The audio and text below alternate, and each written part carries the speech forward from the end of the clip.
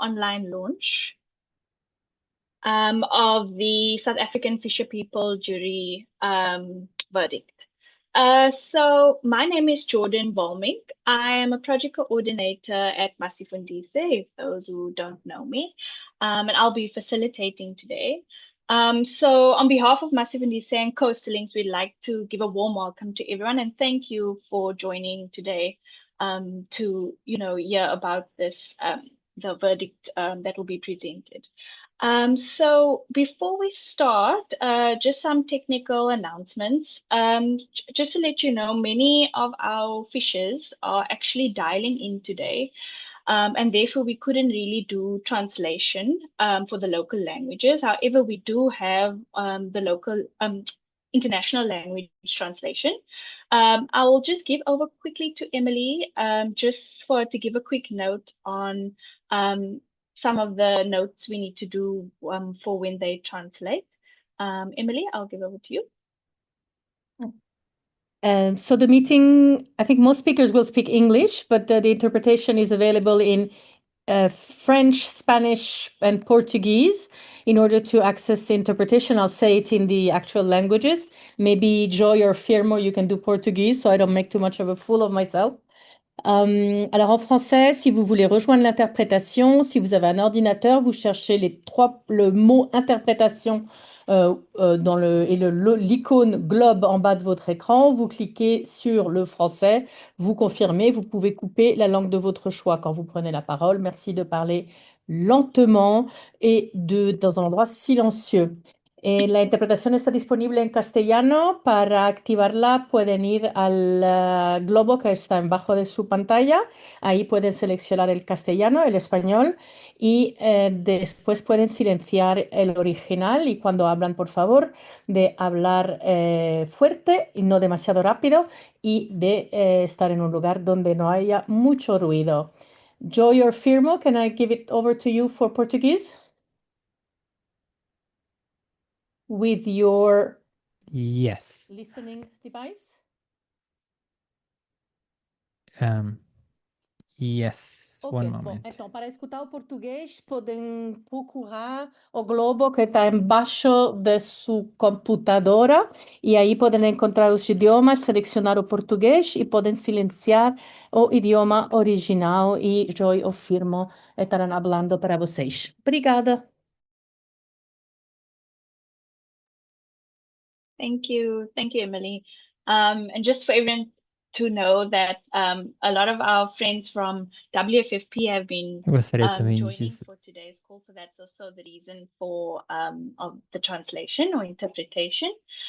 Thank you for that, Emily. So yeah, I think most of you know that last year Masifundise and Coastal Links hosted the Fisher People Tribunal hearings.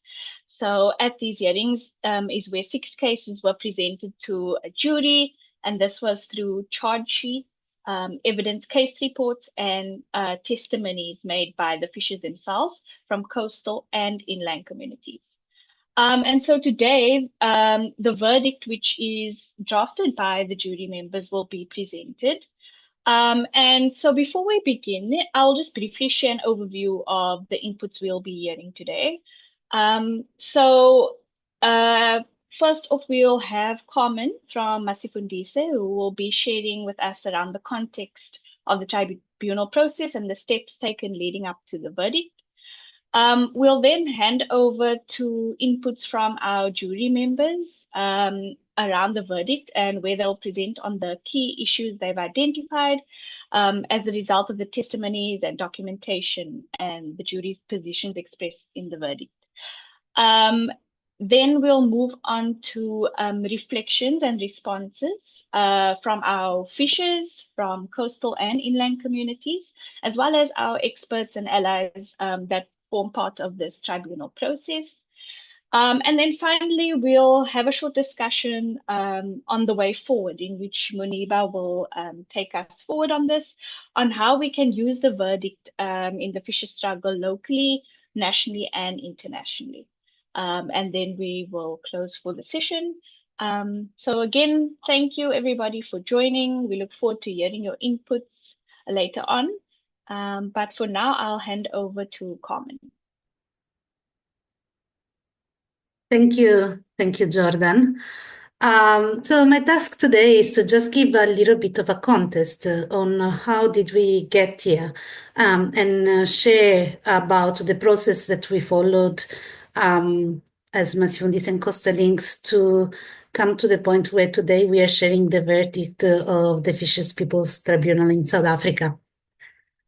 In the past 20 years, Coastal Links and Masifundise have been fighting for the recognition of the human rights of fisher people in South Africa, traditional fishers, customary fishers. We're referring to as small-scale fishers as a term that includes many different ways of fishing and many different cultures. But yes, through mobilization, organization building, and litigation, as Coastal Links and Masifundise, we have been quite successful in gaining legal recognition of fisher people in the form of the small-scale fishery policy that was litigated for and then developed and gazetted in 2012. And more recently, in 2021, the inland fishery policy. But despite these victories that we had for recognition on paper, we haven't seen in the past 20 years significant improvements in the material condition of fishers and their communities. On the contrary, more and more we see our fishing community experiencing socioeconomic crisis and an hunger crisis, while they also find themselves at the forefront of the climate catastrophe. In this context, communities are also confronted with increasing land and ocean grabbing.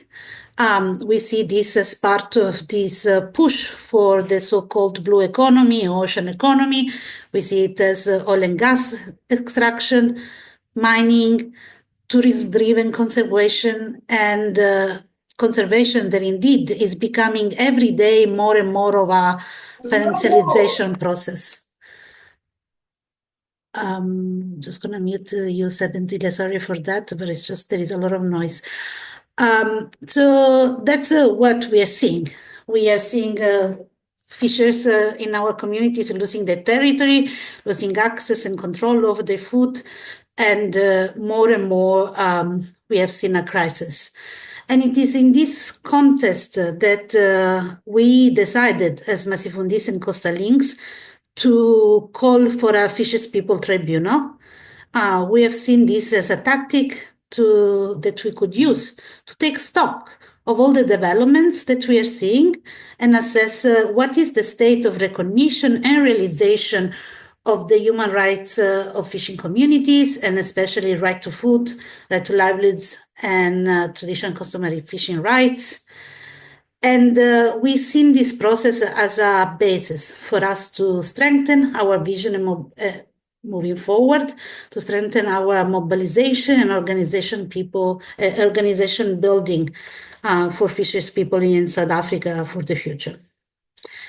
As Jordan mentioned, we had the Fishers Tribunal hearings last year in August, but this is a process that started much earlier. Indeed, the first engagements around this idea of a Fishers People Tribunal already started in 2021. And then continued from 2022 on a much more regular basis. As part of this process, which was inspired from the efforts of the Blue Economy Tribunal in Asia, the Tribunal do Povo do Mar in Brazil, but also other people's tribunal in South Africa and all over the world. These efforts have started, as I said, in a much more systematic way in 2022. Since then, Masifundise, together with Coastal Links, we hosted national meetings, provincial level meetings, and a number of fact-finding fieldwork research missions. And as part of this, what I really want to emphasize is that hundreds of people, hundreds of fishers from coastal communities and inland communities in rural South Africa especially participated in the process and were directly contributing to the process. As Jordan mentioned, we had 6 cases that were developed. These cases have been documented, and there is a wealth of knowledge and documentation efforts that have been carried out as part of this process. And indeed, a lot of this information and this material is now going to be available on Masifundise's website. We'll share the link in the chat.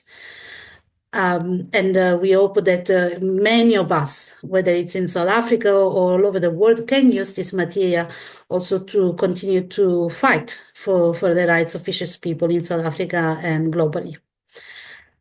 As Jordan mentioned, on 12th to 14th of August last year, in 2024, the Fisher People Tribunal hearings took place. We had these 6 cases that were presented, and these 6 cases covered a number of issues. Our intention was really to try and ensure that each of the cases was speaking about a specific context and story and testimonies that was provided by fishers in their territories and their specific geographies. But we also wanted to make sure that whatever was shared was not just telling the story of that specific community, but also a much broader story of human rights violation the fishes people are experiencing in South Africa. And so these 6 cases covered the implementation, the broken promises of the implementation of the small-scale fishery policy.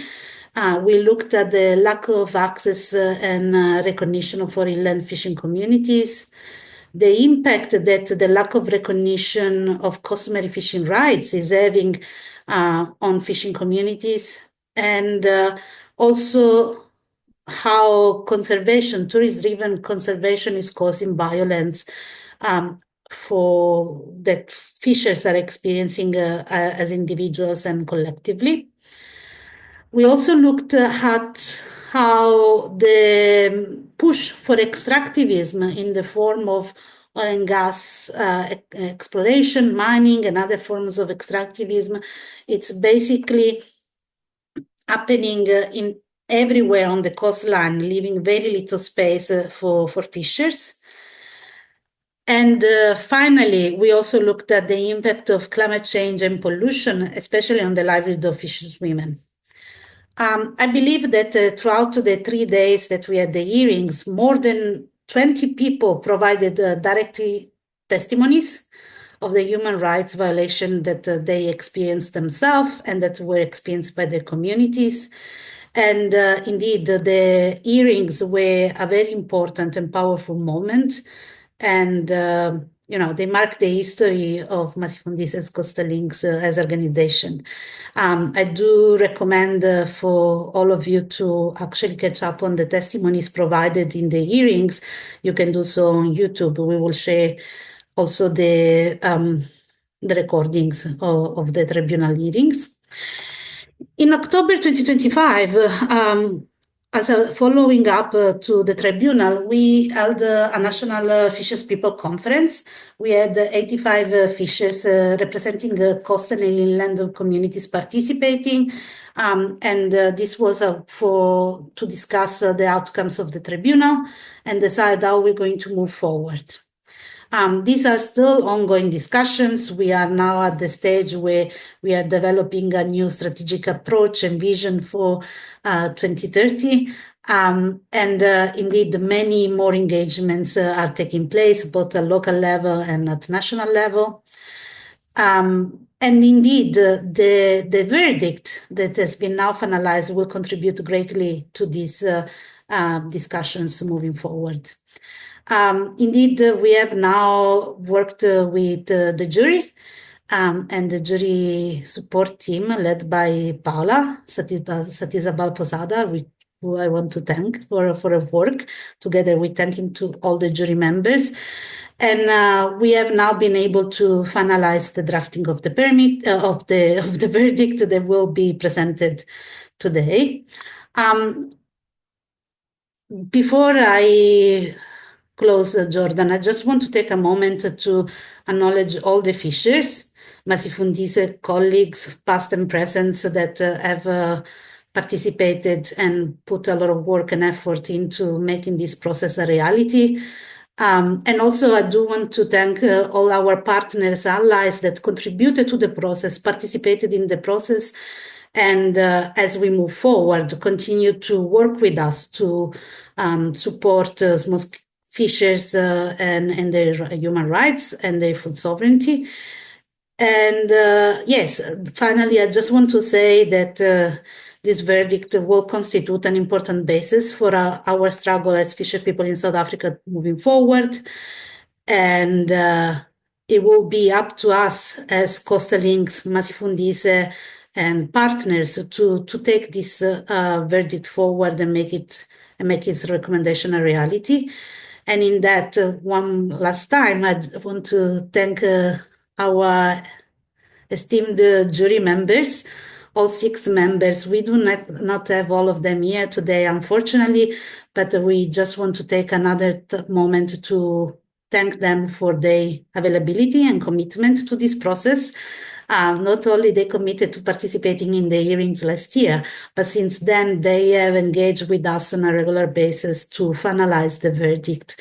And indeed, it took some time, but we are here now, and I want to congratulate the jury on the finalization of the verdict, and thank you for your contribution. Back over to you, Jordan. Thank you. Thanks, Carmen. Merci, Thank you Carmen. for those very important insights on, leading up to the tribunal, and of course, most importantly, all the contributions that were made by most of the people in this room. So I do want to just emphasize that and thank everyone for that. So yes, now I will be giving over to our jury members who will present on the verdict. If I am correct, this will be Ben, Gianni, and Paula who will share some insights. So yeah, I think I'll give over to Ben first. Thanks. Thank you, Jordan. I'm speaking here on behalf of other members of the jury, which include Andy Johnson, a former director of the Artisanal Fisher Association and a founding member of the World Forum of Fisher Peoples, Gianni Tognoni, who's the General Secretary of the Permanent People's Tribunal, who's with us here on this call today, Makoma Lekalakala, who's the Director of Earthlife in South Africa, Malun Kutari, who's an independent expert on human rights and social policy, and the former UN Special Rapporteur on adequate housing.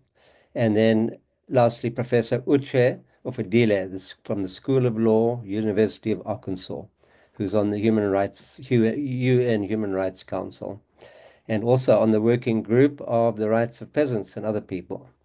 We were ably assisted by Paula Satizabel, who's with us here today, who's from the University of Oldenburg in Germany. So I want to make it clear this was a collective verdict by all of us speaking together. In October last year, we, the jury, heard detailed and compelling evidence from researchers and lawyers, as well as powerful and moving testimonies by small-scale fisher peoples themselves located across South Africa. On this basis, we come to the following verdict. We find that, firstly, after the end of apartheid in 1994, small-scale fishers and their civil society allies played a crucial role over many years in advocating for progressive policies to support small-scale fisheries, such as amendments to the Marine Living Resources Act, the Small-Scale Fisheries Policy of 2012, and more recently, the Inland Fisheries Policy. Secondly, however, these policies are contradicted and undermined by regulations and inadequate implementation, which include continued exclusion from fishing opportunities, unworkable models of fishing cooperatives, regulations that favor commercial interests, inadequate access to traditional fishing grounds, and lack of protection of fishers' rights. These problems exacerbate poverty, and deepen food insecurity amongst fishing communities. Thirdly, we find that small-scale fishers face significant barriers, in part due to government bias in favor of commercial and extractive interests, as well as the recreational subsector, which is dominated for the most part by privileged groups of South Africans. Fourthly, we find that domestic and foreign corporations, including those in extractive industries like mining and offshore oil exploration, receive strong government support. And these displace and marginalize fishing communities and harm coastal and riverine ecosystems. Fifthly, we find that there is deep systemic bias against small-scale fishers. And this is strongly rooted in South Africa's post-apartheid economic policies, which prioritize market-driven, pro-business approaches and have failed to transform our society.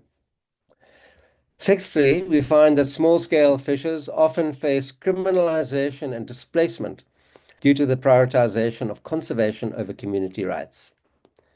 And climate change and environmental disasters exacerbate these issues. Seventh, the tribunal heard troubling evidence of violence, including killings directed at small-scale fishers, in particular by conservation authorities. The failure of the state to investigate these incidents and prosecute the perpetrators has deepened mistrust between fishing communities and authorities. Eighth, in our view, women and youth, particularly in marginalized communities, experience a disproportionate impact as a result of these policies. We also find that both foreign and domestic corporations are funding extractive industries and fortress conservation and are complicit in human rights violations. The government must hold these actors accountable. We also find that the human rights and environmental crises currently experienced by fisher peoples calls into question South Africa's commitment to its own constitutional provisions, as well as international human rights obligations. And this is in stark contrast to South Africa taking Israel to the International Court of Justice, which has found, in favor of South Africa's position, that it is likely that genocide is taking place in Gaza. And finally, given widespread abuse of fisher peoples, this jury calls on government to recognize and protect the identities, cultural practices, and traditional knowledge of fishing communities, as well as of their human rights, and to enact appropriate policies to support them. In the light of our findings, we have the following recommendations to make. Firstly, the South African government must be held accountable for the current crisis, and they must recognize that small-scale fishing communities require urgent attention. Second, small-scale fishers must be seen as central actors in the governance of oceans and inland waters. The government should adopt a redistributive model of fisheries management that allows these communities to develop their own participatory fisheries management agreements, in accordance often with customary law. Thirdly, government should adopt an approach to biodiversity conservation that respects customary fishing rights and values indigenous knowledge. Fourthly, government must urgently conduct an inquiry into the use of excessive force by park rangers in marine protected areas. And finally, the jury calls on the South African government, as well as regional and international human rights bodies, to take concrete and urgent action to ensure that both national and international human rights commitments are complied with. Thank you.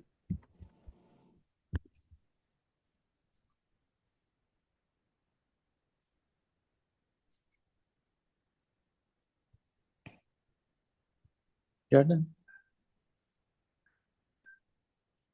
I think, Jan, over to you. Over to you, Jan.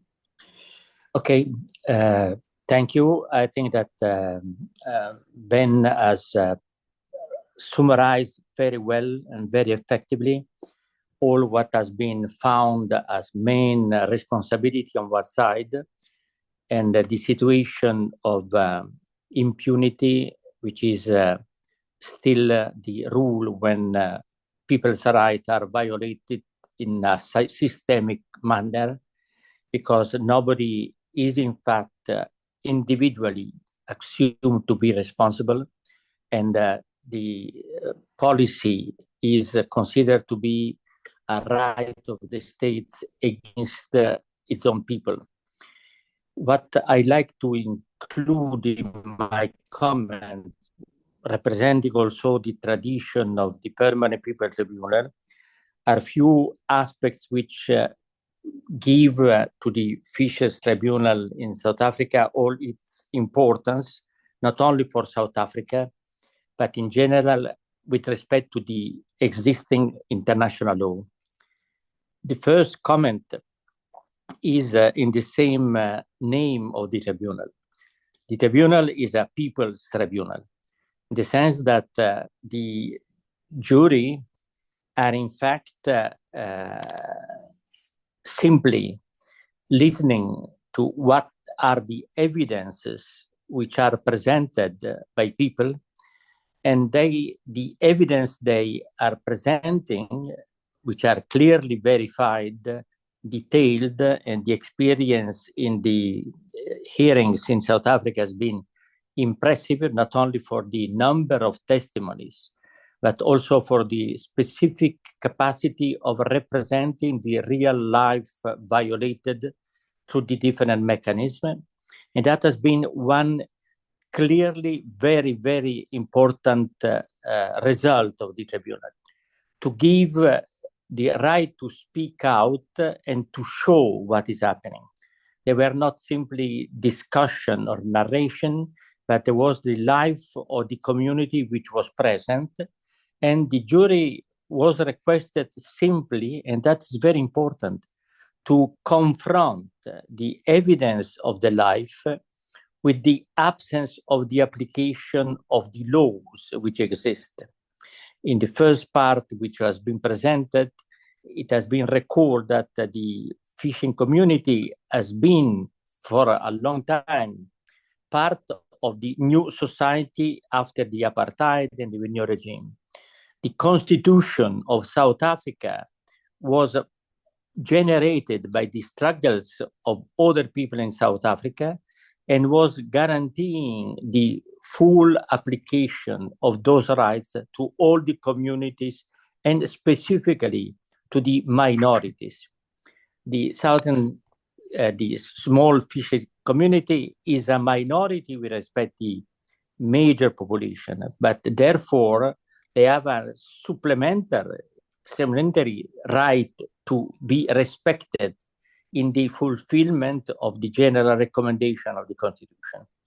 So the peoples who have been present in the hearings should be considered the true protagonists. And that is the first message of this tribunal in the context of the different campaigns which are present also in the world, because it means that peoples are representing, all fishing communities are really one people who is representing the same problem and the same rights to be respected.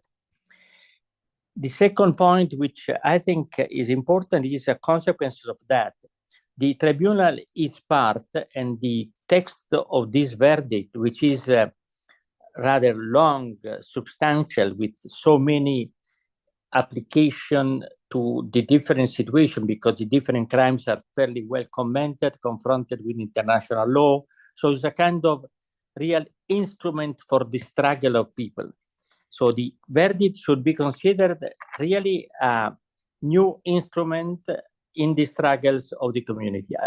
Instrument which is, first of all, a consciousness document.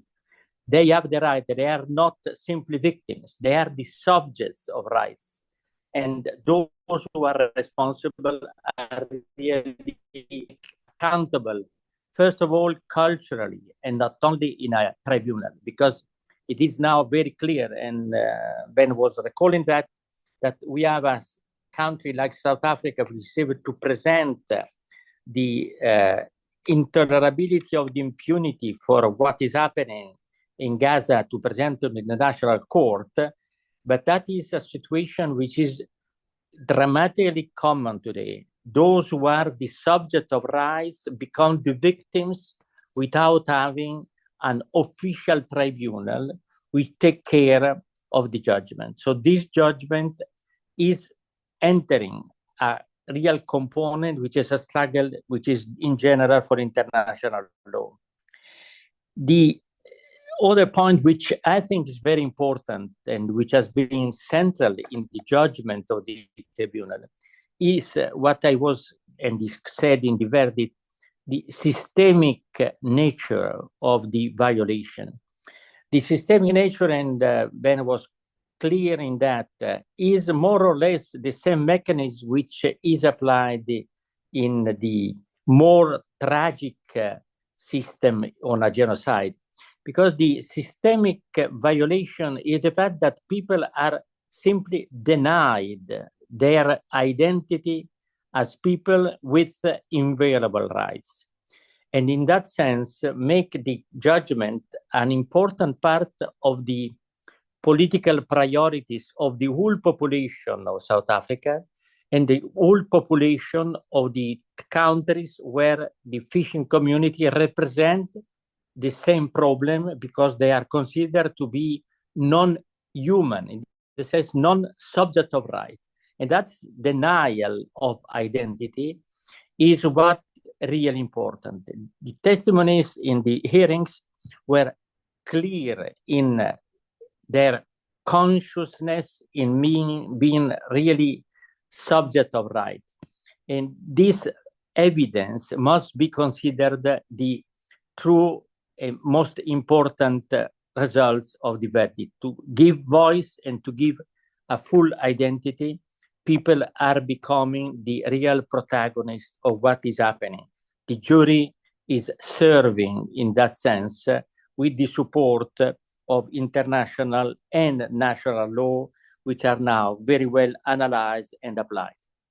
Another most or less last point is that because of the denial of the identity, the fishers and the people in general are considered, and that is dramatically important in South Africa, they are considered a kind of different apartheid. They are considered enemy. There is a kind of, say, internal colonization, because if they are defending their rights, they are considered enemies because they are not refusing obstacles which are posed to their rights.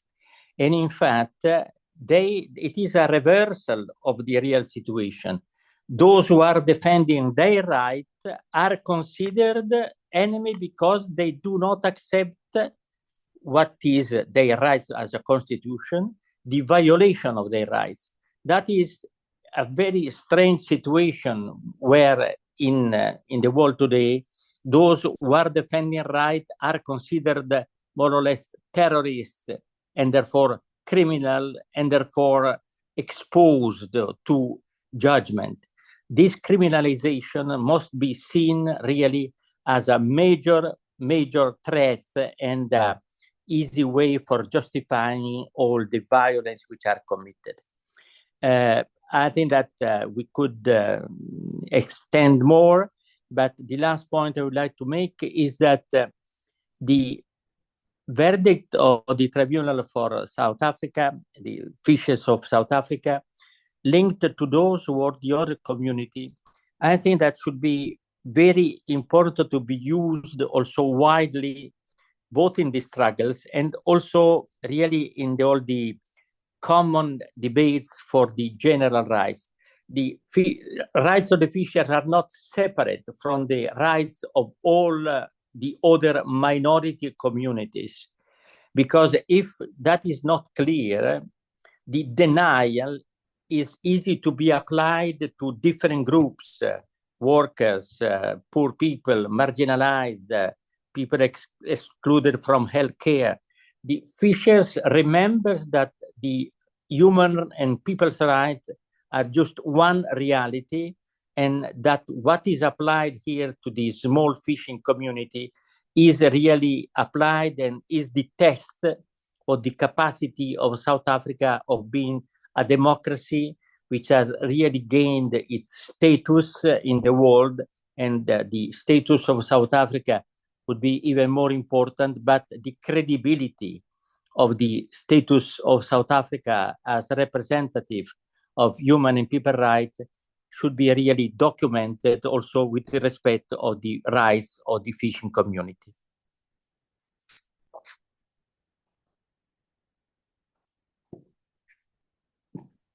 Thank you, Gianni. I'll continue as I'm part of a group of activists and organizations that have been supporting the jury before, during, and after the tribunal hearings.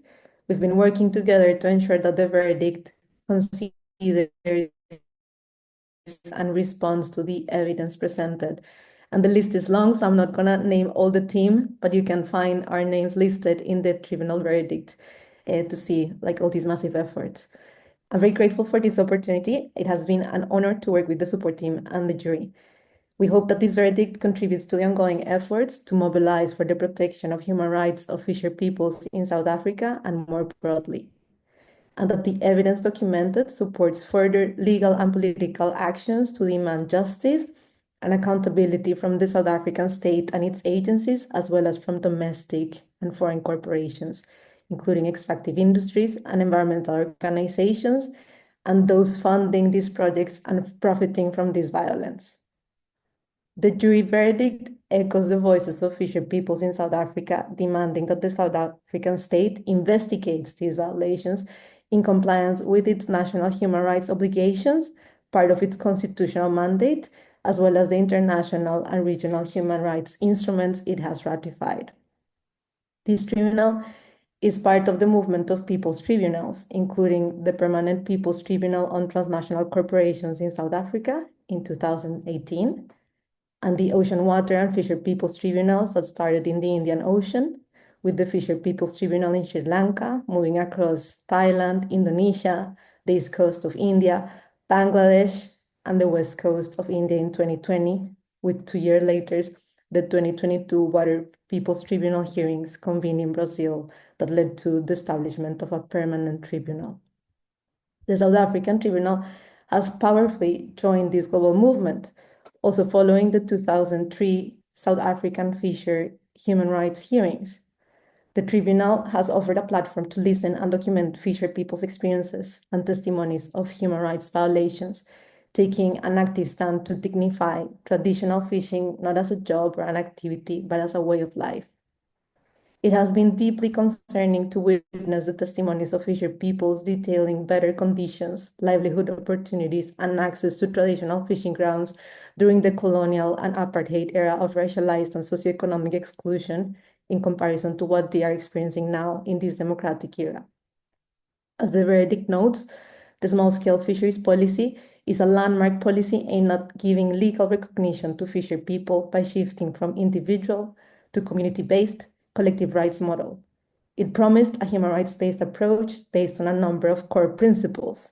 These include equality, redress, recognition of customary rights, and co-management, local economic development, and ecosystem-based approach to fisheries management. However, as shown by the evidence presented, the implementation of this policy has been problematic. Most coastal and inland fisher people still lack secure access to their fisheries and face criminalization and exclusion. Their basic rights to food and livelihoods continue to be violated.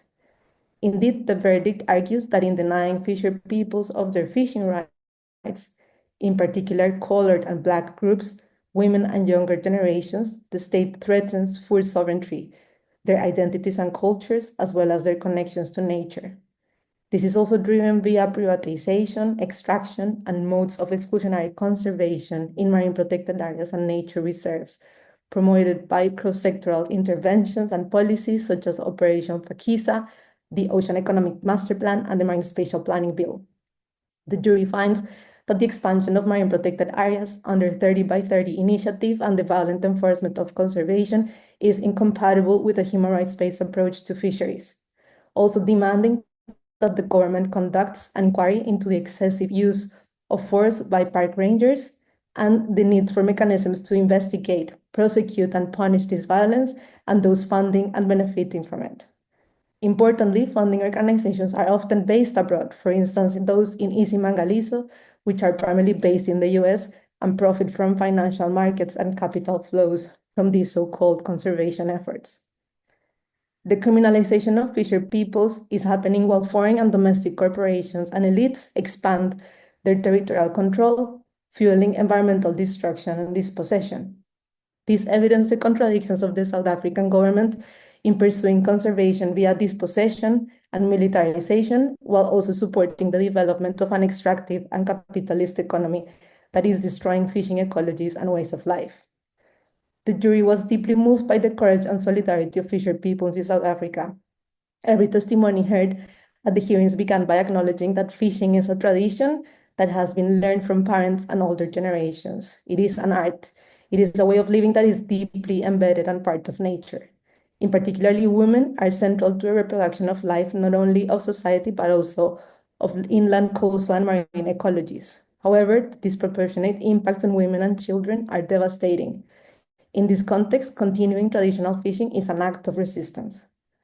Fisher testimonies emphasize the need for further investigation to investigate who is benefiting, who is funding this violence, who is the government working for, and how fisher peoples strategize and mobilize locally, nationally, and internationally to stop the grabbers and hold them accountable.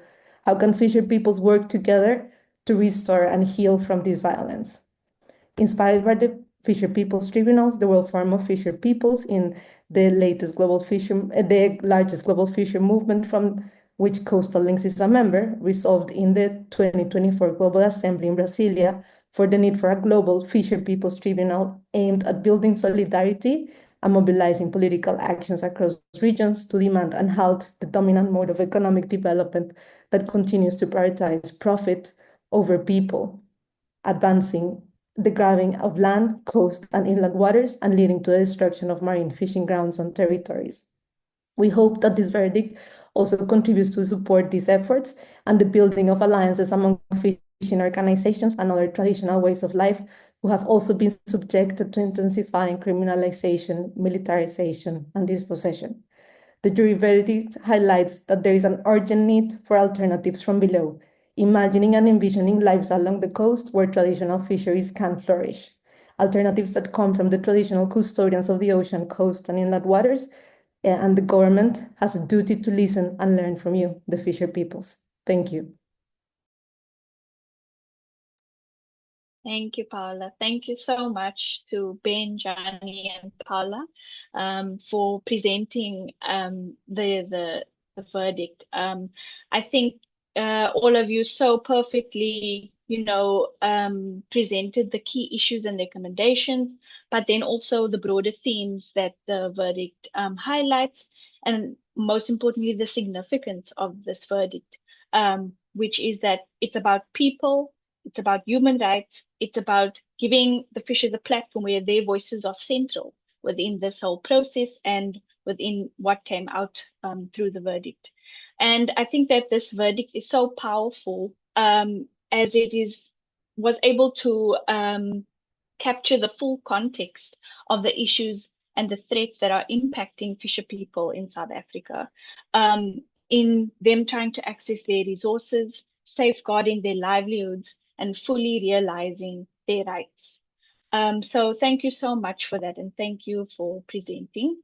I think it's just good to note for everyone, and especially for the fishers, that this verdict, which is a bit long, will be popularized. So Masifundise will ensure that the verdict will be popularized and translated into the local languages, and we will be sharing it with our fishing communities throughout the year. So I thought it was just good to note that.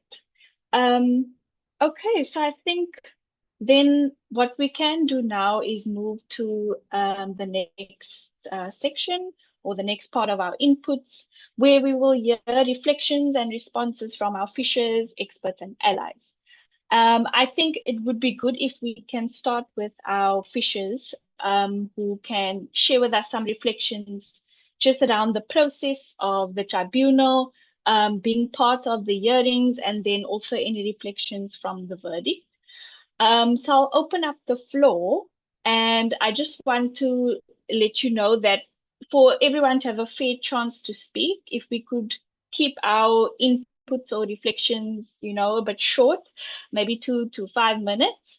And then also we'd like to hear from communities from all the areas. So I will try and manage it well, and if my Masifundise team can also just try and see and manage with me if they can. But I would like to open up the floor now to our fishers first, and then to our allies and experts. Just some reflections you feel you'd like to share around the tribunal and the verdict. If there is anyone who would like to go first, you can unmute, or you can just raise your hand so that I know. And just please remember to introduce yourself and what community you're from, just so that everybody knows. If there's anyone. I think what I can do, I can start off by asking Andre Kluter. Andre, I think you are on the call.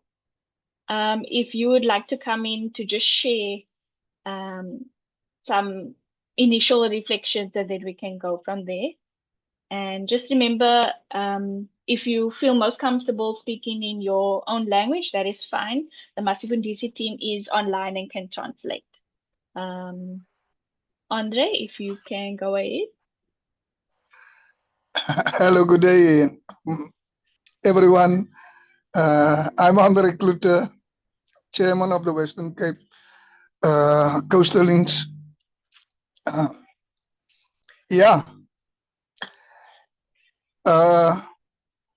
Thinking about last year when we had this tribunal, it was a very emotional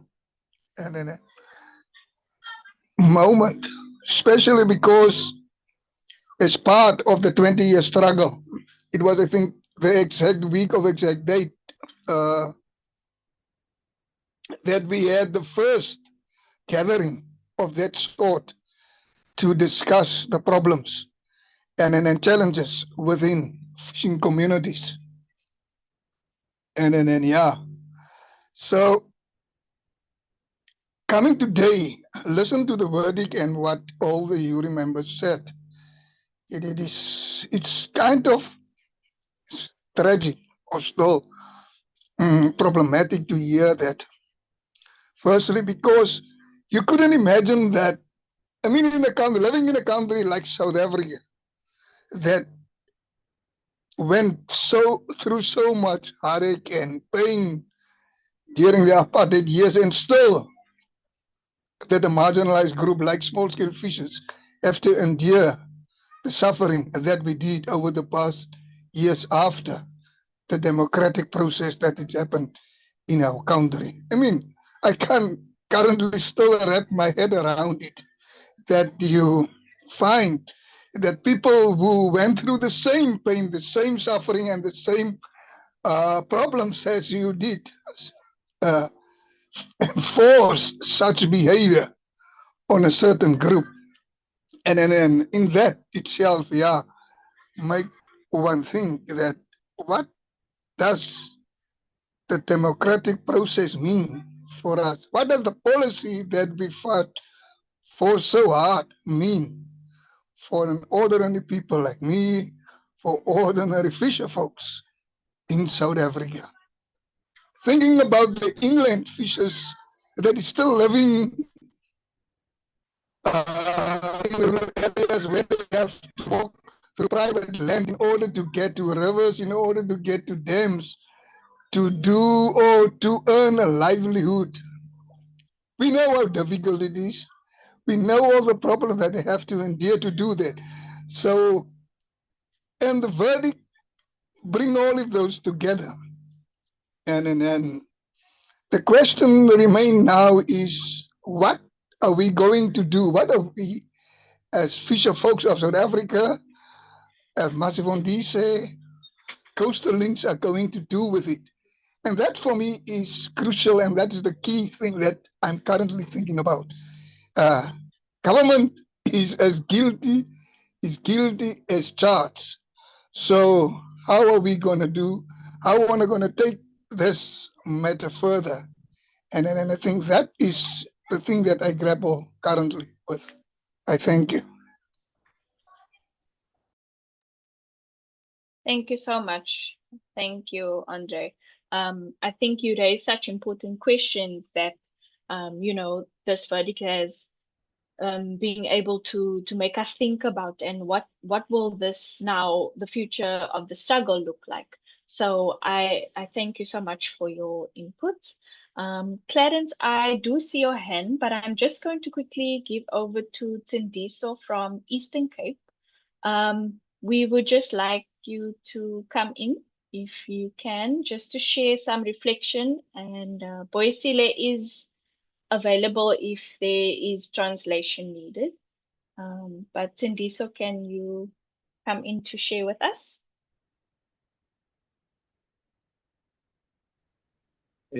Mandithathe ithuba ndibulise kwisikhokhelo sonke sikaMasifundise nesikaCoastal Links, ndibulise nakwiindwendwe zethu esinazo apha. Greetings to all. Okay, qhubeka komsiliso. Ngani kokini? Yes, bengiguqula bangaba, you are saying that greetings to all. Ungathetha ke?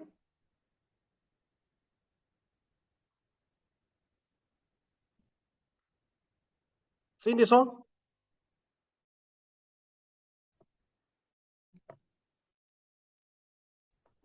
I think he might be struggling with connection, Boisile. Tsindiso, can you hear us?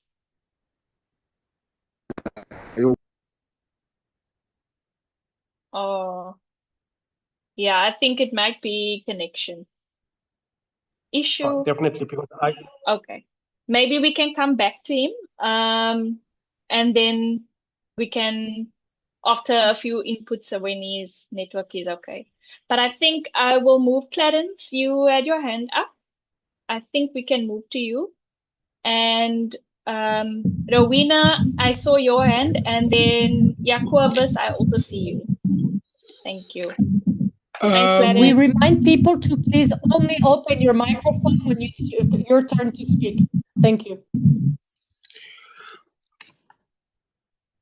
Okay, thank you. Good afternoon, everyone. My name is Clarence Oliphant. I'm an inland fisher all the way from Van der Kloof.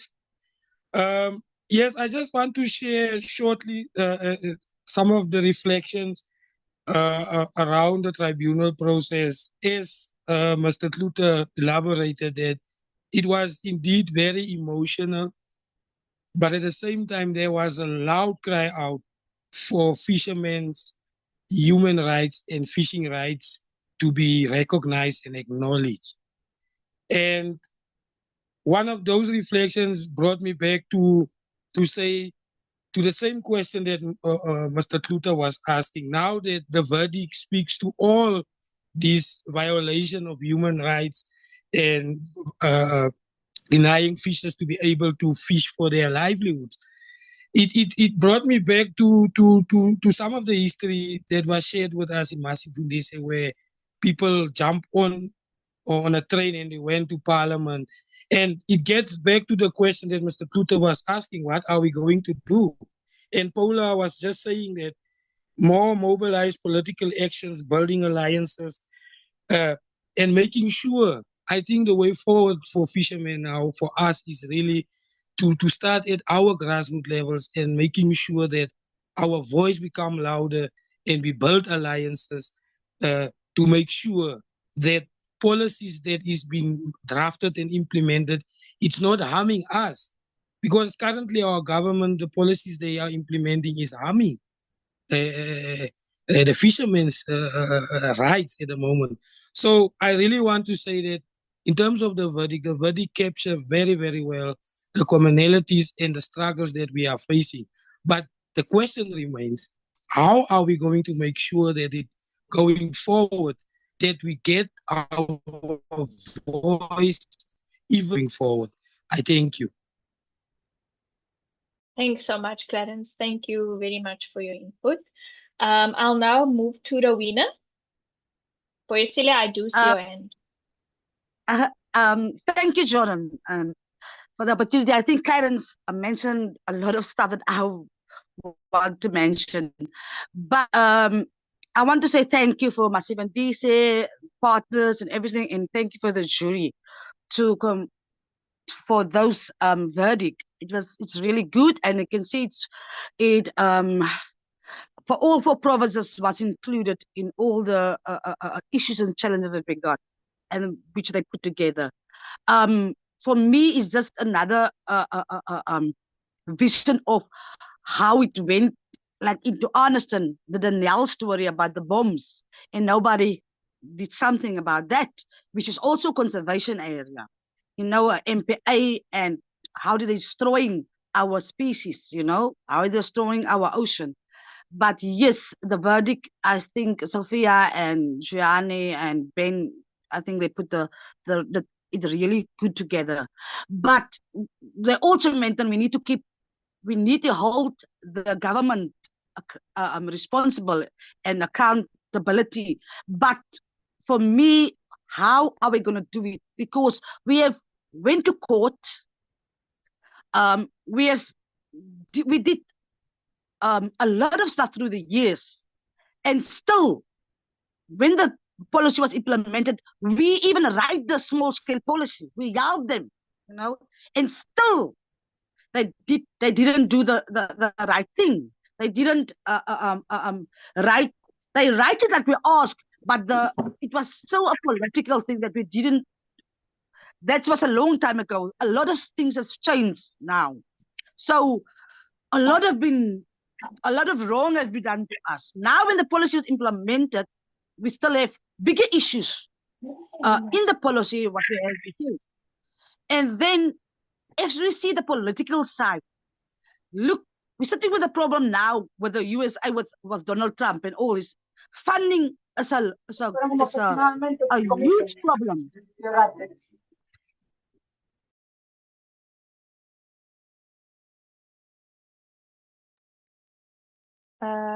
Rowena, I think you muted yourself. No, I don't think it is from self. Okay. Is it okay? Can you hear me? Yes, we can hear you. As we know in South Africa, with the co-ops, with the NGOs, funding is a huge problem. Access to resources is a huge problem. And now with the problem with America also, where there's huge problem that with Donald Trump, accessing towards resources to America is also for us a problem. The verdict spoken so well, will we be able to get all the support to implement what the verdict was saying? That is a worrying. That is a real worrying. But if you can hear, there's a lot of effort and work was put into this verdict, into the hard work of the jury. And we all know all the issues was mentioned by us, the challenges that we sitting with. But the lack of funding resources, the accessibility towards those challenges, will this be enough? Will there be enough to help us to help us getting what we want, in this fishing industry? As you know, I'm Afrikaans spoken, so for me it's difficult to my emotions. But it's just it's just that we're looking for that support, We're looking for the truest woorde. We're looking for the truest woorde to say it will be okay, or it's gonna be okay, and we will get that help or support, But I want to say thank you. Thanks, for all that. Thanks, Rowena. Thank you so much. So just to share that Rowena is a fisherwoman and fisher activist from Orniston, a fishing community in the Western Cape in South Africa. And thank you so much, Rowena, for making those connections as well within the issues, and also thinking forward on how this will impact going forward. Thank you very much for that. I'll now hand over to Jacobus. Jacobus, you can quickly introduce yourself and then you can go ahead with your input.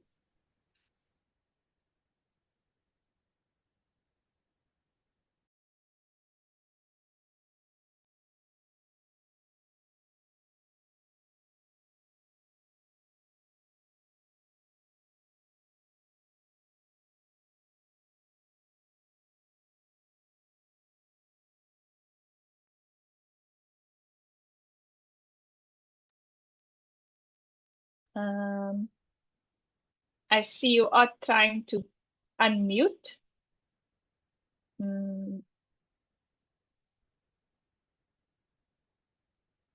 I think they're just struggling quickly with unmuting themselves, but then maybe Poisile, I saw you had your hand up. Maybe you, while they're trying to fix their sound, you can go ahead. Oh, okay. Jacobus, can you hear us? Ja, ek kan weer hoor. Thanks. Kan jy my hoor? Yes, we can. Ja, hear ek wil you. Ek is bly dat ons gehoor het van die verdrag, né? Ek het hom Jacobus, sorry, Jacobus, just one moment.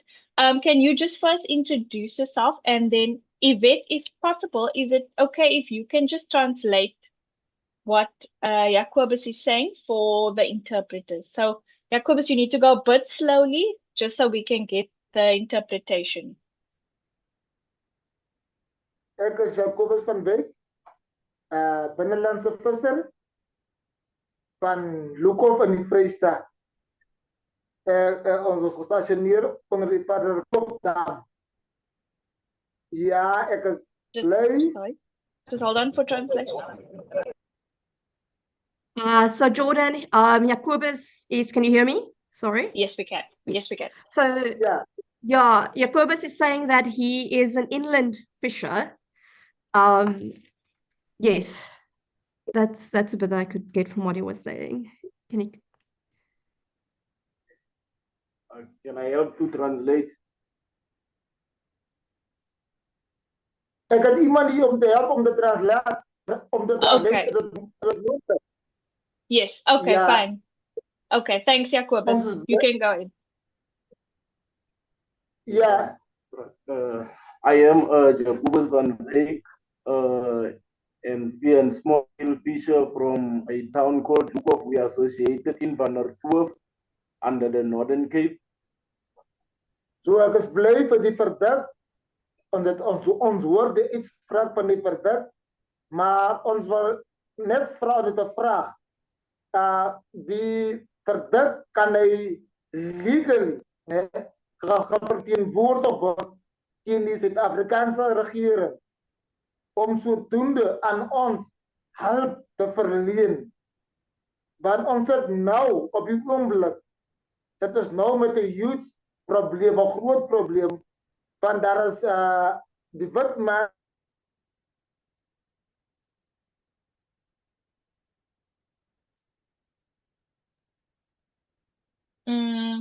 I think we've lost some connection.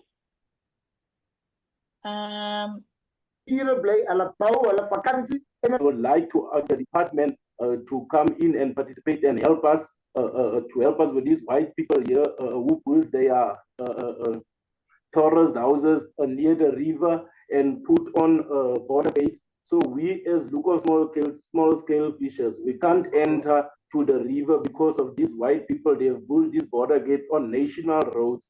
So we will be asking, as in the tribunal is going so well, we're asking if the department can come in and help us to open those gates so that we as small scale fishers can get an entrance to enter there and catch fish there. Because on the past, there were no border gates, and our people, they had all the right, they walk freely through there to go and fish there, because there is also a wet, which we call the kraal vessels, where we build in the river these houses where we caught fish, where we catch fish. So now these white people, they have closed those places, they have made tourist places there, they attract tourists from outside, and then they catch fish there. So we can't enter there. So we only have the department to help us so that we can enter there and catch fish for us. Thank you. Yeah. Yes, thank you. Thank you. That's all. Thank you. All right. Thank you, Jacobus. I think just to summarize, if some have missed what he said, I think Jacobus is just raising an issue which speaks to the case of access in the inland sector and how, you know, there are private land and reserves around the dams which prevent access for inland fishers from the surrounding communities to access the dam. And I think this was also mentioned within the cases and the verdict. So now thank you for mentioning, Jacobus, of looking at how we can then use the verdict and the outcomes there to be able to deal with these struggles or the issues that the fishers face. So thank you for that. I'll now move on to Boisile. Your agenda.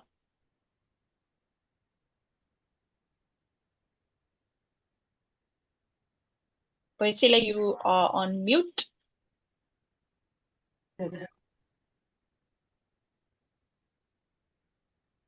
Okay. We can hear you now, Boisile. Just wait for a second, Jordan. For a second. Sure. Okay. Umbuzo wami apha isikakhulu kwezi speech okanye kwezi input sizivayo. Umbuzo wami okokuqala kule nto uba le nto yaseSouth Africa ngoku kwathetha ngayo inobunzima. Into yaseSouth Africa okokuqala, iSouth Africa inale constitution inayo.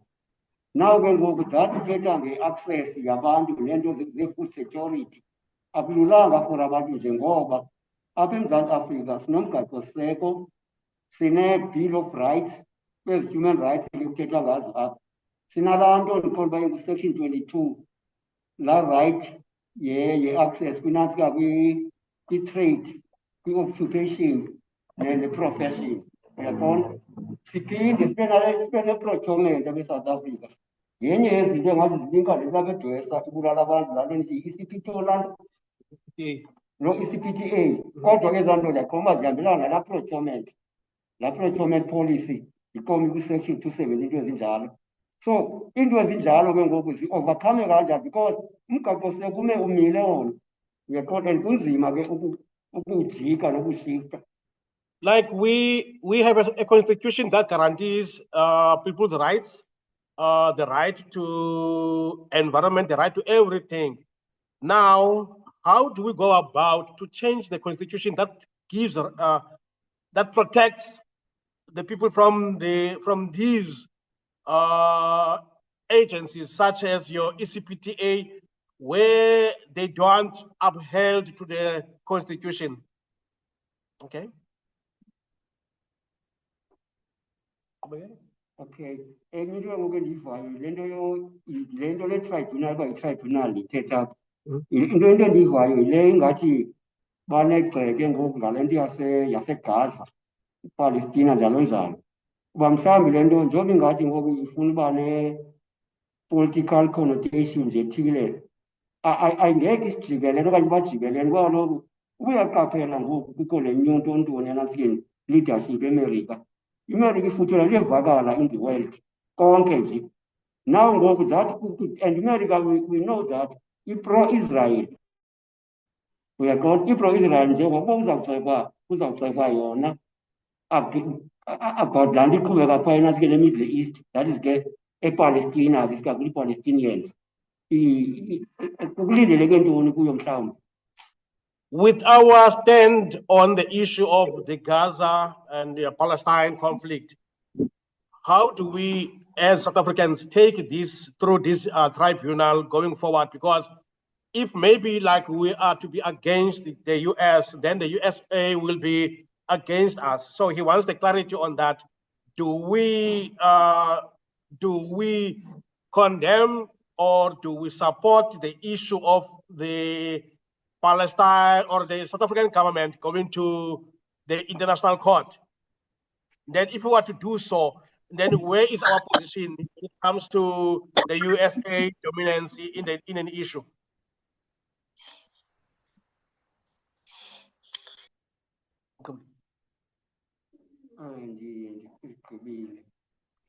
That's it. That was Mr. Kwete. Thanks. Thank you. Thank you, Boisile, and those in the Eastern Cape. Thank you for those reflections. I think it's important that we continue conversation around the different issues. But yeah, I think we will look at one or two more reflections from Fishers. If there's anyone else that would like to speak, please unmute yourself, let me know, or raise your hand. Any other reflections from our Fishers? Good afternoon. Good Hello. afternoon, Mr. Mbambo. Yes. Thank you. You can introduce yourself and then just share your quick reflection. Thank you. Okay, my name is Eloise Mbambo, chairperson of KZN Coastal Links, Palume community.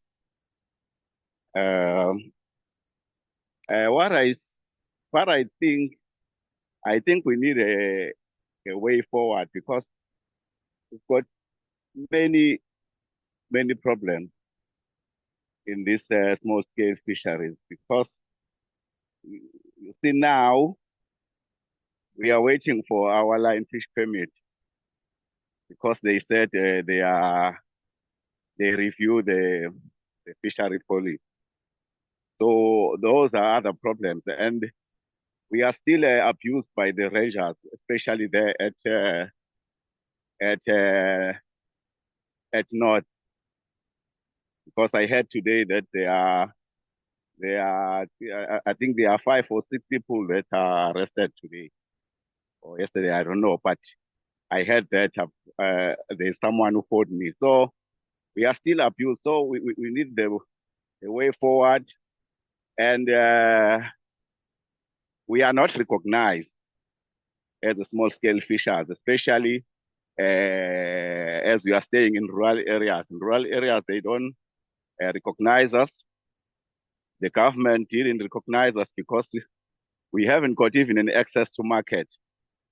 So that is our biggest problem. The market is for commercial only. So these cooperatives, they are implemented, but we can't do anything because we haven't gotten access to market. So even if we can do production, where are we going to sell it, because we haven't gotten access? Access is for big trawlers and those who are in commercial fishing. So those are issues that we've got as a small-scale fishers. So, and this review of this policy, I think, will going to oppress us more, because we don't know what they are going to put in this fishery policy. So those are problems, because they said that if they are finished with the review, they are going to share it with us, but we are still waiting. They didn't do that. We've got boats. We want to go to ocean and fish, but we didn't get it. So that is our main problem. Thank you very much for jury to clarify all these things. They clarified for us. So it's clear. We are clear about it. So we must get the way forward. Thank you very much. Thank you. Thank you, Mr. Mbambo. Thank you for sharing, and thank you for your reflection. I think we'll look at any last inputs from our Fishers. Anybody else? Hi, sure. I just wanted to say that this is Sadia from LRC. I just wanted to say, I'll go slow. The verdict of the Fisher People's Tribunals actually lays bare what the coastal communities have been saying for years. that the state has actually systematically failed small-scale fishers. And that is despite promises it made in law, in policy. The small-scale fisheries regulations have been implemented in a way that actually excludes, marginalizes, and at times criminalizes the very communities that they're supposed to uplift and protect. The department has actually shown a disregard for customary practices and traditional governance systems that has actually sustained these communities for generations. And instead of recognizing the legitimate rights of customary fishers, sadly, we see a pattern of harassment, of intimidation, and of arrest, specifically in marine protected areas and in nature reserves, until management inspectors, so-called park rangers, actually act as enforcers rather than partners in conservation. This verdict must actually serve as a turning point, we hope. We call for an immediate end to the persecution of small-scale fishers and also for a regulatory approach that centers on customary law, food sovereignty, and of community-led governance. I think that's how I see and hope that this verdict will assist. Thank you. Thank you so much, Sadia. Thank you for bringing a legal perspective to this. And just to say, the Legal Resources Center was very instrumental in helping us with the tribunal hearings and drafting our charge sheet, which I think was mentioned earlier. So I just want to give over to maybe one or two of our allies experts who would like to give an input. If there's anybody, I don't know if Jackie maybe has something. Yes, Jackie, you can go ahead. Yes, thanks, Jordan. And I really want to thank the jury for this verdict, the fisher leaders and those who gave testimony for this verdict, and Masifundise and members of the support team, because I feel incredible relief hearing this verdict and Gianni and Paolo's reflections, listening to Ben and then Gianni and Paolo. It just, I feel quite emotional. I can hear that the jury has really heard and felt the struggles of the South African fisher communities. And like Sadia, I feel this verdict can bring a change. It can introduce a new way of us thinking of how we support fishers in describing what's happening here, and a new way of getting the struggle, strengthening the struggle here. And that gives me hope. And I'm just going to reflect very quickly on these two aspects that stand out for me.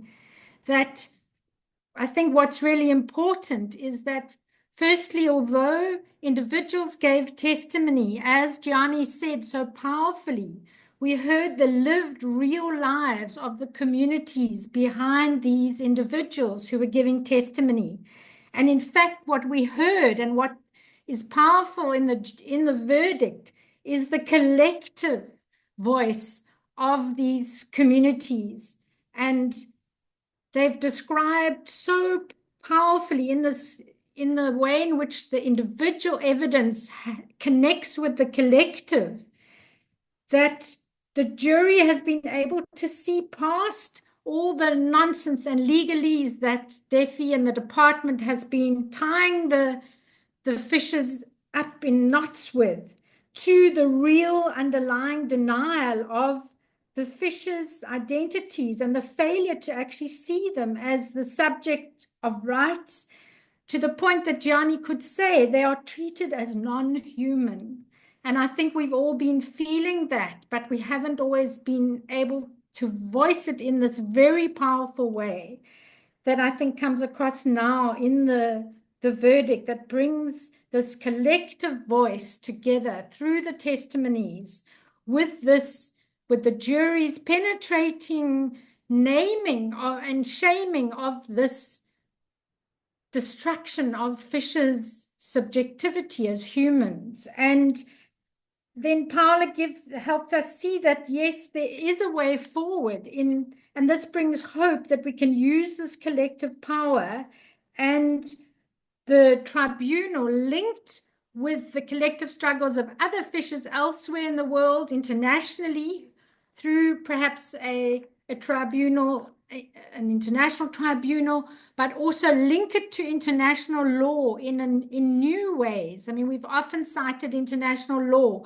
but I think this reflection on the similarities with what's happening in Gaza in terms of this denial and treatment of people as non-human and marginalization gives us a new way of trying to really force our government to face what's been happening. And so I think it's incredibly powerful. So thank you, everyone. Thanks so much, Jackie. Thank you for that really powerful reflection. I think everyone can agree with what you just shared. So yeah, I think just for the sake of time, I would like to open just maybe for the jury, if there is any one of you that like to respond. I know within the reflections there were some questions or comments. If there's any one that would like to respond to those. Otherwise, I'll give Carsten, I do see your hand, I'll give over to Carsten. And then if anybody wants to respond, we can after that. Thanks, Carsten. Thank you, Jordan. Thank you, Masifundise and Coastal Links, also the jury and all the fishers in South Africa who have contributed to this hugely important process. As many of you know, well, my name is Carsten Petersen. I'm with the Transnational Institute. I worked with Masifundise for many years in the past. So I followed part of your struggle back in the days and how you mobilized, how you built strong coastal links branches in each of the communities, how you did defiance campaigns, and that was all part of the process to pressurize the government, and that also contributed to forcing the government to, together with the litigation, to agree on developing this policy. So just reflecting on a bit on that past. But I want to say that I think what you've done in South Africa is, as I see it, looking from the outside, the most important piece of work that you have carried out this tribunal. It's the most important you've done in probably 15 years. I mean, for sure, it was huge victories with the small-scale fishery policy and the inland policy. Absolutely, but as we have heard, implementation is not yet happening. So what you've done now is you've created a new momentum for igniting energy, taking forward the struggle in the communities in South Africa. I know the times are different. I know that it will be important also to bring the youth on board, which you have already done, to take forward the struggle. But I do see great prospects, and I'm also, as Jackie said, I mean, hopeful that this will lead to much more. But I also just want to say that this is not just South Africa, because what you've done, we have people from all over the world who are listening to this conversation right now, but we have also people from all over the world who have followed the tribunal process, and we have WFFP who have followed the tribunal process, so the World Forum of Fisher Peoples, and partly because of your work, they have also decided they want to convene an international tribunal. And that leads me to a question I also have to you jury members. I think it would be good just to hear some reflections from your side on what you think about an international fishery tribunal, and if you can give some recommendations on how to take that process forward. So again, thanks a lot for all the magnificent work you have carried out over the last couple of years and more. Thank you, Carsten. Thanks so much. Thank you for your reflections. I'm going to give over to Ben. I see your hand. Yeah. Thanks. Thanks very much, Jordan. What I heard community members, small-scale fishers say in their response to the tribunal is, yes, this is great, this is an accurate reflection, but how are we going to change the situation?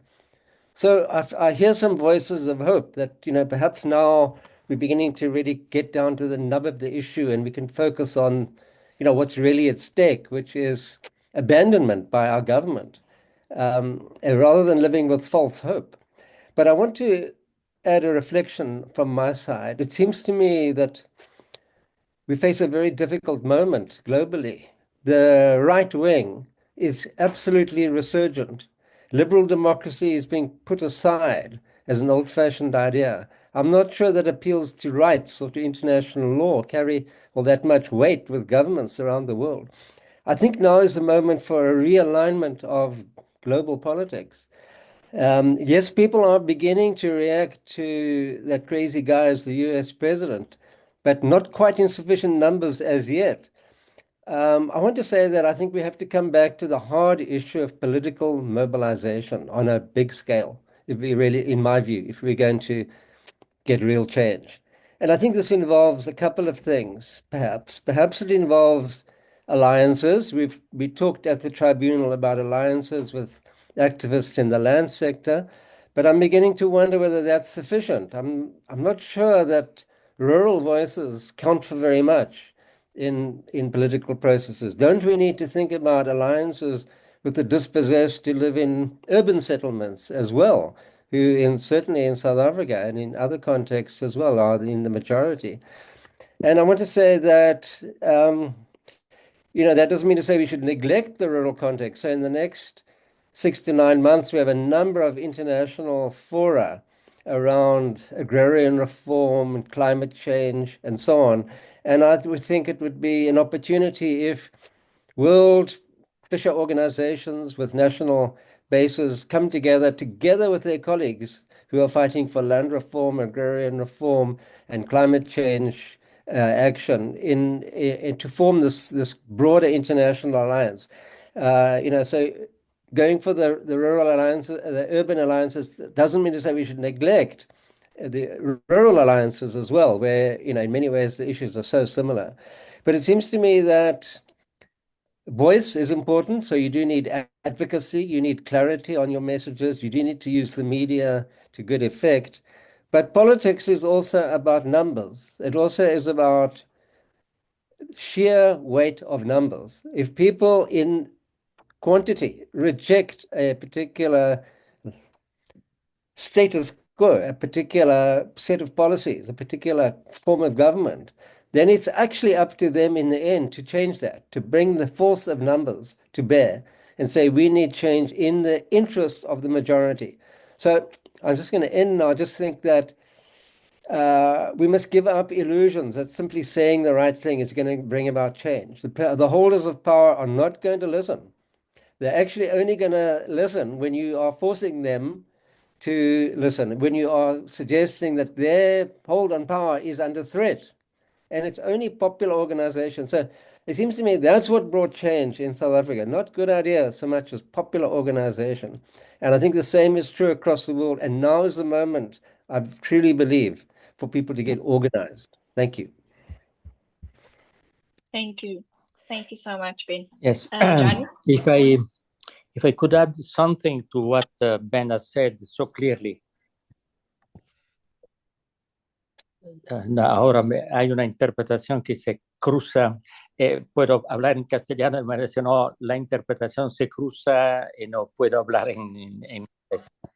The interpretation is crossing here, and I can speak English somehow. Speak in English, because some people are connected via their telephone and they don't have access to interpretation. Thank you. The interpreters will get back to the right channel. Thank you. I was trying to speak in English, but then there was the cross. Okay, thanks.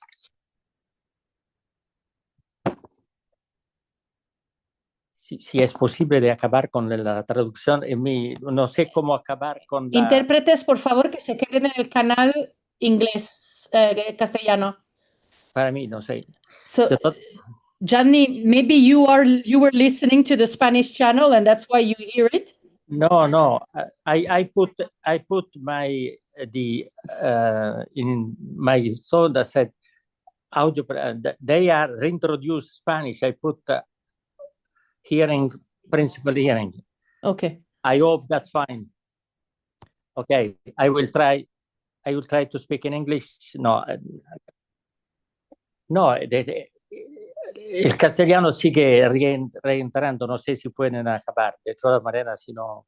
Alors, you're the only one hearing the Spanish. We're not hearing it.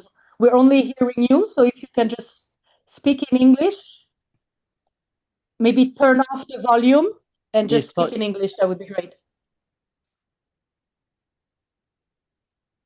Yeah. I am trying to speak in English. Però no appena, as soon as speak in English, then the Spanish enter. So I cannot, I don't know how to drop the Spanish. However, I will try again the last time. No, I think that what has been said by Ben is very important. We are in a very critical situation everywhere. But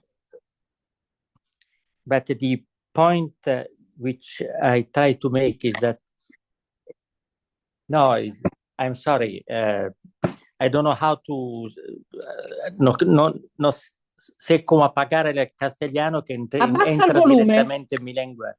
Abbassa il volume sul tuo dispositivo e così non senti niente. Lo rimetti quando hai finito di parlare.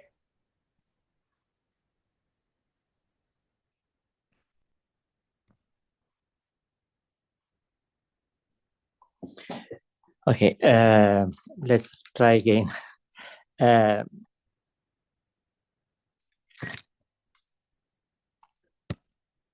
No sé decir, no llego a hablar. Si es posible de hablar en castellano de manera de no escuchar mi traducción en castellano, de manera que las otras personas pueden escucharme en castellano, no sé. The problem, Gianni, is that some of the fishers are not using Zoom, they're dialing in, so they do not have access to interpretation. So for the South African fishers, it is important that you speak in English. If I can come in here, Gianni, do try English, otherwise they'll go in Spanish. I don't know what to do because I'm not touching anything. I don't know whether you are listening now in English or not. Gianni, can you hear me in English? Yes, we can hear you in English. So I think that I would like simply to underline what Ben was saying. Gianni, no sé cómo. Gianni, if you can go ahead and speak in Spanish, I will take notes of what you. Hello. Gianni, sono Carmen. Ben, as said before, is very important on the fact of having some alliance which are not simply in a rural situation but broader. One main point which I feel would be important for the point of view of the fishers would be to do or to activate some initiative. Sorry, I don't know what to do. As soon as I start talking in English, then... Okay. I am not saying so much important possibly, but one point which I feel would be useful would be to have the verdict, which is a very important document, very systematic, but it's difficult to be really understood correctly by the public opinion. I wonder whether some initiative could be taken in order to transform really this document from a document which is only specifically indicated on fishing, on the communities which are marginalized in South Africa, because the verdict is really an indication of what is needed today in general for the South African constitution. So to transform the fishing case in a general case of all the minorities and all those who are at risk of being discarded or marginalized, because that is what is happening also in Italy, in all the countries, also the so-called democratic countries. We are no more in democratic countries. And that is the big challenge. So the point is to say, if we have to really attack the Constitution, I wonder whether, for instance, a dialogue at universities on the verdict, documenting all the constitutional violation, because then the international violation is something which is different and could be really faced with an international organization of all the fishing community, international law. But here the principal target should be really the South African Constitution, because it is something which is really against the rights of the Constitution, and that should be something which allows some alliance with progressive groups of jurists or economists, because that otherwise, if the problem is only for fishing community, they are too weak if they are alone. But they should be recognized also by the intellectual community of South Africa as a way of repeating more or less in another way, but it's the same problem of, say, the apartheid. If you are considering a population or a minority an enemy, and there you are criminalizing and you are excluding from or considering just a kind of inexisting subject, that should be something to be translated in language which could be discussed in main media, and in that sense could be useful also for the communities, and to have alliance for all those who are in this community. I don't like just to spend more time, and sorry again for the confusion I could possibly create. Thank you, Johnny. Sorry about your issues with the translation, but thank you for your input. We have noted it.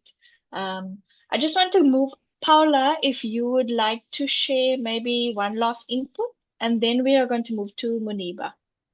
Yes, thank you. I just wanted to also, there was a question in relation to the position to the genocide in Gaza. And I think it is important, drawing also from the conversation that we're having, to stand in solidarity with all minorities experiencing any form of a genocide or human rights violations. What the verdict is saying is that the South African government should be coherent and using the same standards that it is demanding from Israel at the International Court of Justice to follow those nationally to the protection of the human rights of marginalized groups that are subjected to systematic human rights violations, including fishing peoples. So just to clarify a bit on that, and yeah. Thank you so much, Paula. I think we'll now move on to, thank you everybody for your inputs and reflections. I think I'm going to give over now to Muniba just for her reflection. Thank you.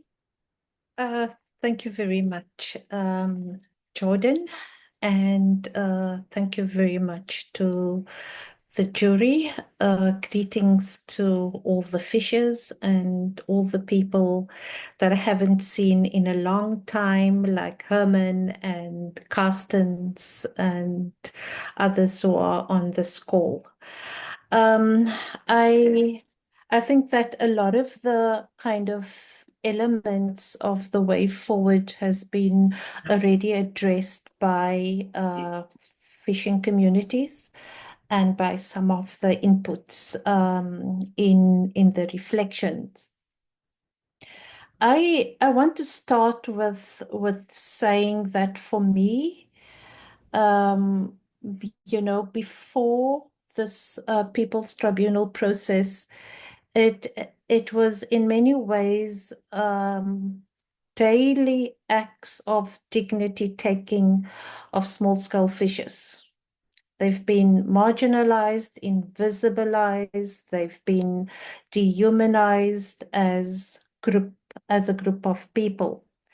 And I see the verdict and the hard work that has been put into this process, both by the jury, Masifundise, Coastal Links, all the fishers, everyone involved as a step into how to restore the dignity of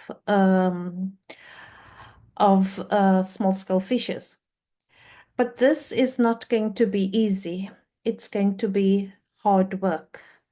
And hard work means that we have to start locally. We have to start in communities. And I agree with Sadia from LRC that community-based governance, but not just governance, but also politicizing, is a very important part of this process. The work needs to go deeper, and the work needs to go into the communities. And the voices of the communities is going to strengthen those voices in the community and strengthen the politicization of these communities through movement building, latching on to where Ben was leading to is going to be very important. I think what the verdict does very well is that we have moved away from the 20 years of activism to just call for access, just to call for rights, but to kind of connect the dots in all the other aspects that impacts on fisher lives. We've known that conservation and marine protected areas were not friends of small-scale fishers for a long time. So the conservation and marine conservation has never been friends of small-scale fishers. We also know that that the blue economy and the extractivism of the blue economy and all of the development aspects of the blue economy would of course override the role and the function of small-scale fishers. And small-scale fishers has taken that on. So the verdict has also taken on the blue economy and the investments in the blue economy and where does that come from. To also connect more deeply to the criminalization, inland fisheries, and also conservation in ways that we have not just localized the fisher issues in the Western Cape, as we have done in 2003 and 2004. There's a broader scope of these deeper issues that I feel that has been highlighted that gives Masifundise a lot of content to kind of structure the direction and the strategic vision of movement building at local level. But then I come back and I ask myself, every time I see there's so much money in conservation, and there's also so much money in small-scale fisheries. But where's the money going to? What are they funding? Who's funding what in small-scale fisheries in South Africa? Clearly not the issues that you have been addressing and that you are raising are being funded in small-scale fisheries.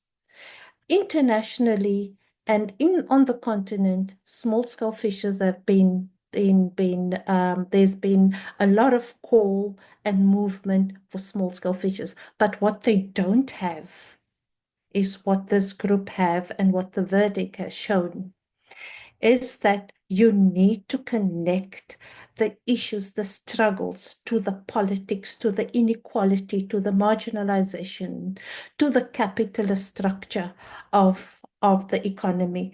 And by the way, how few times have I heard, we want our rights, we want, and against commercial fishing, because that was the enemy, in 2005, 4, that was the enemy. At this point, the enemy is all over.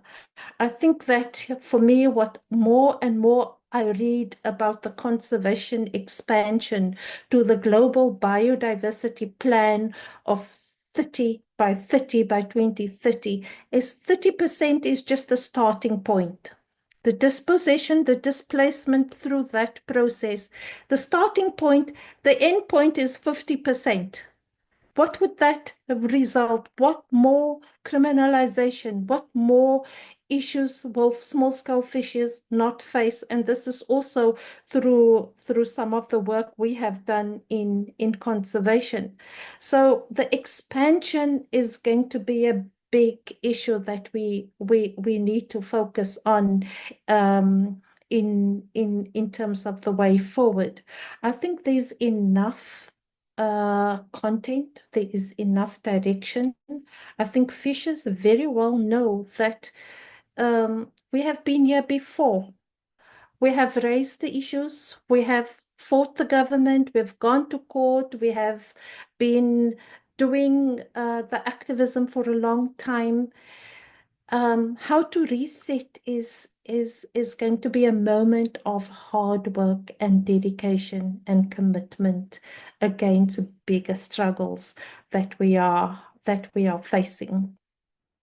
And I would say that for me, in a world of post-truth and the kind of state of politics and global politics and democracy, I think the onus is on each one of us to kind of work hard to pursue this vision of what we want for small-scale fisheries.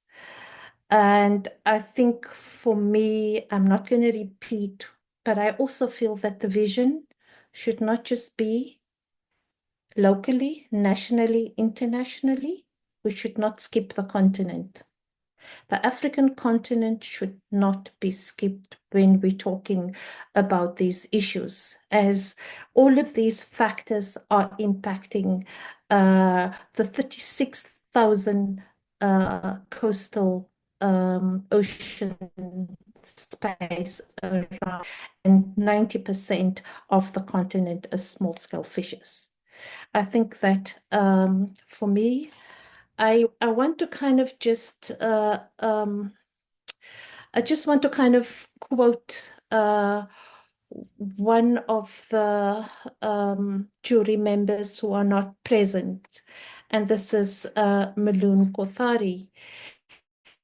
He said that it's part of a global struggle, and whatever is achieved here will mean a lot for people around the world.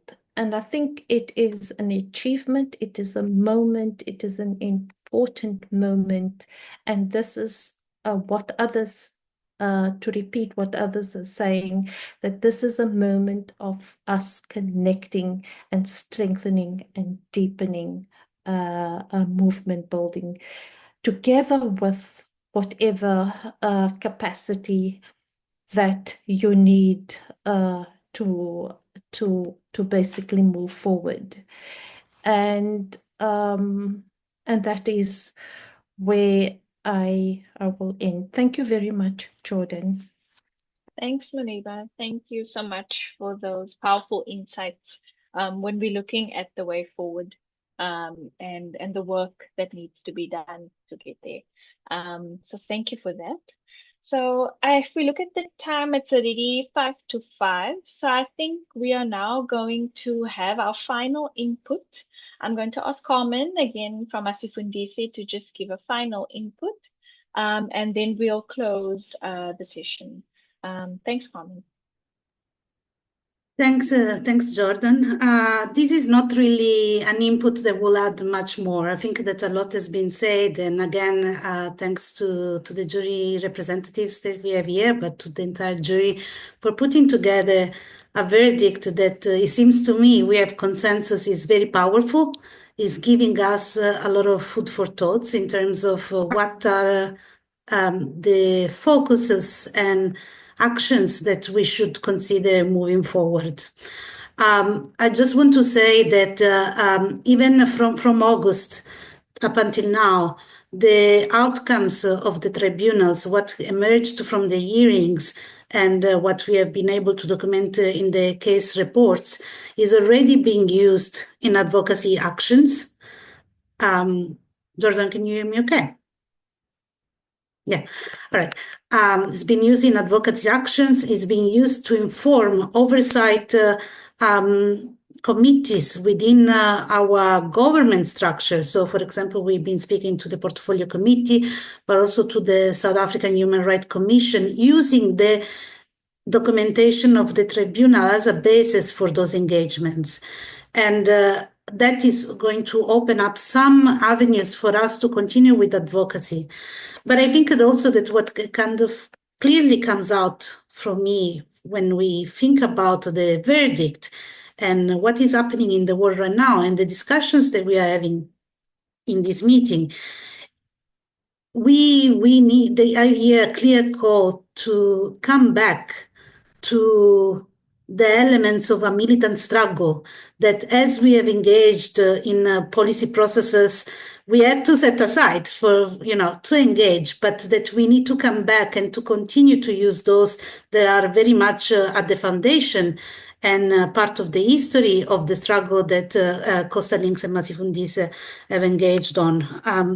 I also hear a strong call for organization building and alliance building as key elements for us to build power as we move forward. Because again, we are confronting government, we are confronting powerful actors, but if we come together as Fisher's people, together with other working people movements, whether it's on the land sector, workers, trade unions, as Ben pointed out, building rural alliances and building alliances also with urban poor and marginalized people needs to be central.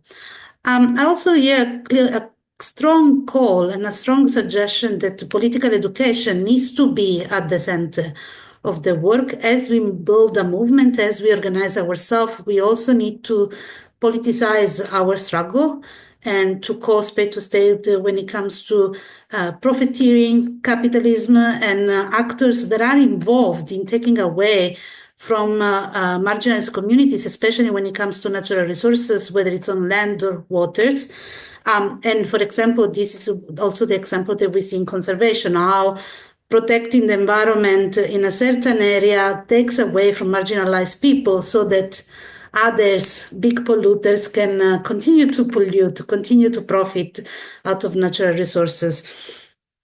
And finally, one thing that I think is very important that emerged for the tribunal, and it's been very clear as we worked on the verdict, it's the need for Coastal Links, for Masifundise, for the fishers movement in South Africa to hold government accountable, but also to move beyond government in documenting and engaging with those actors that are actually having government doing the interest. So we focus a lot on government, and that's okay, because that's where we see the duty bears to uphold the human rights of fisher people. But we also need to move beyond and look at who are the drivers behind this plundering of our resources and this ocean grabbing and land grabbing. And so I think those are important elements that we need to consider as we move forward. Finally, as it is 5 o'clock, what I will say is that indeed there is plans to popularize the verdict. There is plans to share the verdict in many fora, both at South African level, internationally, and continentally. Moniba, thanks for pointing that out. And we will continue to engage on the basis of the verdict, on the basis of this historical process that the Fisher's Tribunal has been, so that we can move forward together as one Masifundise and one Coastal Links, as we often say, and continue to fight this struggle. And and to win the struggle, and to win not just our rights on paper, but hopefully to win a different reality for our communities, a reality that is full of abundance of food, of local economic development, of livelihoods for women, youth, and men in our communities, And yes, the struggle continues, a luta continua. Thank you so much for everyone that participated. Thank you. Thanks, Carmen. Thank you, everyone. I think we've come to the end of the session today. As we close today's session, we'd like to say a big thank you to everyone who has joined today and everyone who has been involved in the tribunal process, especially to our jury for drafting, but for drafting the verdict, but most importantly to our fishers who have shown their dedication, commitment, and courage through the years of the struggle. Struggle, yes, but also many victories. We must remember in that. So just to end off, I'd just like to say let us remember the verdict is not the end, but the beginning, a beginning of renewed commitment to justice, dignity, and the rights of our Fisher people. Let this moment strengthen us to continue organizing, mobilizing, and building alliances across waters, lands, and the various movements. So thank you again, everybody, and enjoy the rest of your day. Thank you, Jordan. Thank you, everyone. Bye. Thank you, everyone. Bye-bye. Bye. Bye-bye, everyone. Bye, everyone.